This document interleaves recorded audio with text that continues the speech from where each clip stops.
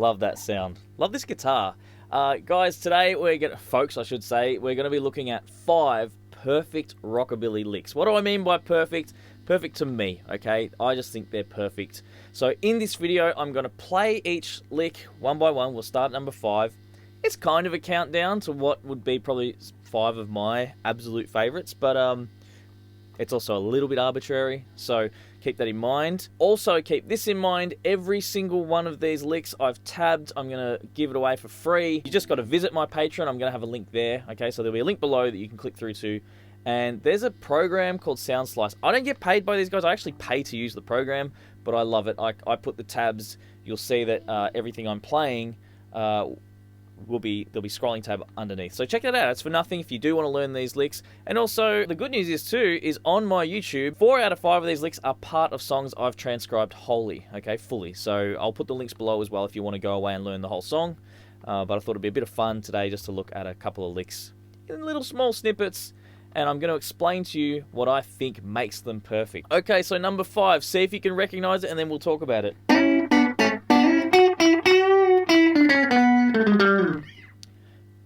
Scotty Moore, That's Alright Mama. So, what do I love about this lick? Firstly, the harmonized thirds. Okay, so we've got a minor. It's being built out of a major chord, but technically that's a minor third interval. C sharp to E. Okay, doesn't matter too much. Let's not get bogged down. They're little double stops, really pretty. And then this little run here. The bend puts us into what we would call Mixolydian territory. We're over an A chord. We're playing a G here with the bend into a G. Little bluesy, okay? So it's very similar to a major scale, but a little different. Walking down the major scale, but this is what I really love. See that 7-6-5? Okay, why do I love that? Because it's walking us to the 3rd degree of the D chord. Okay. Which is where we're going. That's the next chord. The next chord's a D chord. But what's really cool is how he stops. And nothing happens. It sort of creates this little bit of tension, and then we don't really get that resolution until the next chord comes in as part of the solo. It's also really cool the way he used chords so much in his solos. That's one of the things I think we all love about Scotty Moore. So that's number 5. Okay, number 4 goes like this. Okay, does anyone recognize that lick? I don't expect anyone to. It's actually very much a bluegrass lick. This is a Brian Setzer lick. And I know a lot of you have come from that video, 5 Mistakes Rockabilly Players Make, and I talked about, too much Setzer, but it's only one of 5 licks, so that's not too much Setzer at all. And as you know, I gave a lot of respect to Setzer, actually. I think it wasn't what a lot of people thought, but it was, yeah, I hope I made a good point on that one. But this lick, why I love it, it's a bluegrass lick, pretty much in the middle of a rockabilly song.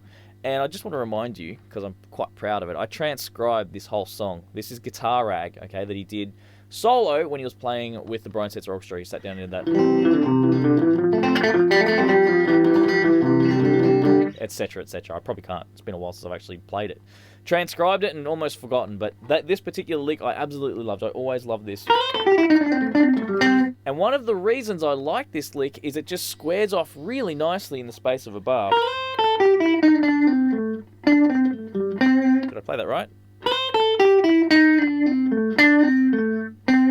No, I've just tabbed it wrong, that's all. So we count that out. 1 and 2 and 3 and 4 and 1 and 2 and 3, 4. It just feels neat and complete. I don't know how to explain it. I'm just going to leave it at that. It's C major pentatonic, C country blues scale.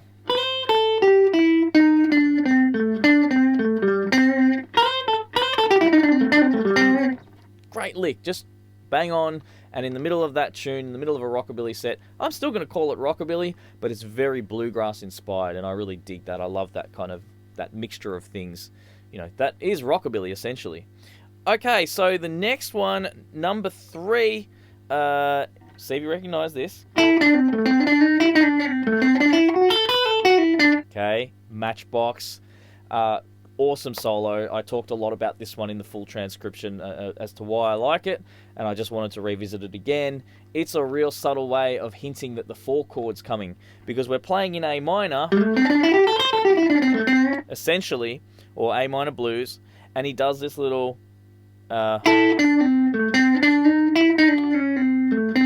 That little chromatic, firstly, is really cool. Super cool. So I'm going to say that's another reason I think it's a perfect lick, because it's just cool. But when he goes up, instead of playing the 8th fret where we normally play, or even going 7 into the 8, he skips the 8 altogether, just plays the 7 and bounces right off into the A. Stops using the G there, and what that tells the listener that we're moving to the 4 chord, and he does it just before you go into the 4 chord, creates that anticipation. I think that's damn cool. Who knows if he did it deliberately or whatever? I think he probably did, but I love it. It's one of my favorite licks. So a lot of these licks I do in the Sun Records show, obviously not the Brian Setzer one, but the Scotty Moore lick and the Carl Perkins one, we do them in the show. And they're always little moments for me. I always enjoy playing those solos. Sun Rising is the band I play in. That took a little bit. That's a tribute show for Sun Records, which is really good fun. What's next on the list here? Number 2. Now, I had to really choose between number 2 and number 1. So maybe I'm being a little bit political in a positive way, but we'll get to that in a sec. Number 2, okay, I've actually put... Oh, no, wait, I'm going to play it, and then I'm going to tell you. Hang on. All right, so 1, 2, 3, 4, 1.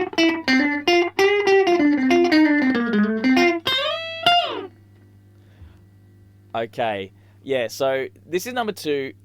Maybe I would have put it at number 1 as one of my absolute favourites, but there is a bit of a tie with another lick that I really like, which you'll understand shortly. So this one is amazing for so many reasons. Firstly, I love the semitone, the key change that moves half a step up. So we've come from A into the B flat, and he does that little...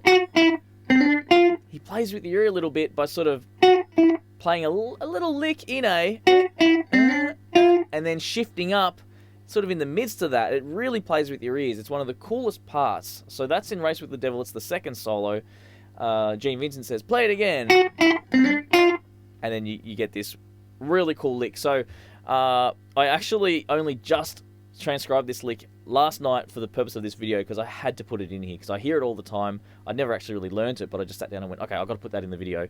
So the other reason I really like this lick is just the way he moves. So really a lot of it's the key change, but then the way he moves through this lick in sort of constant quavers, where he's kind of... I'll play it slow.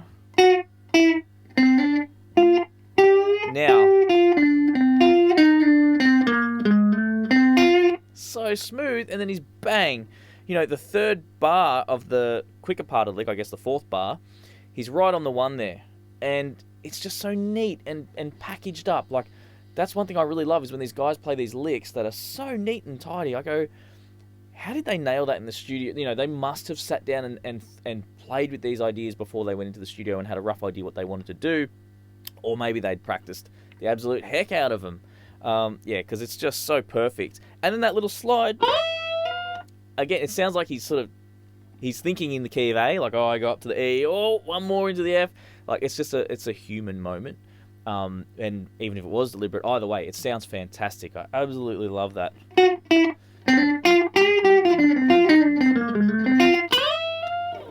Just such a cool lick. Anyway, so yeah, definitely I highly recommend learning all of these licks, honestly, if you're getting into this sort of stuff.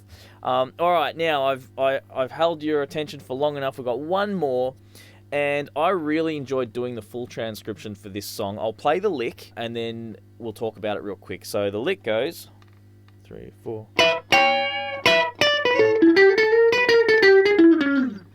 Okay, that's actually a really sophisticated lick. And that was, I think, I've forgotten now, 56, 57 maybe, Sparkle Moore. Rock-a-bop by Sparkle Moore. So, guys, check the transcription out on that song. It's just ripping. Her solos are unbelievable. You know, and I believe Sam Phillips didn't treat her very well when he met her. He was a little bit like, all right, little lady. You know, a lot of people were even surprised she played guitar. And here she is playing licks that I'm telling you are as sophisticated as Gene Vincent's. Every bit as sophisticated, in my opinion. I would say, you know, sorry, Gene Vincent, Cliff Gallup. Cliff Gallup was, you know, a little more refined a player, I would say. Just a little smoother. And he had these really beautiful bend and slick sort of style. But note choice-wise, this is every bit as clever. So when we look at this lick, obviously we've got the little double stop lick that was popular at the time, that kind of thing. But this lick here,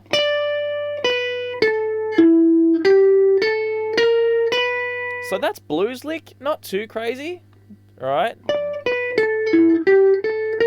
But this little bit here,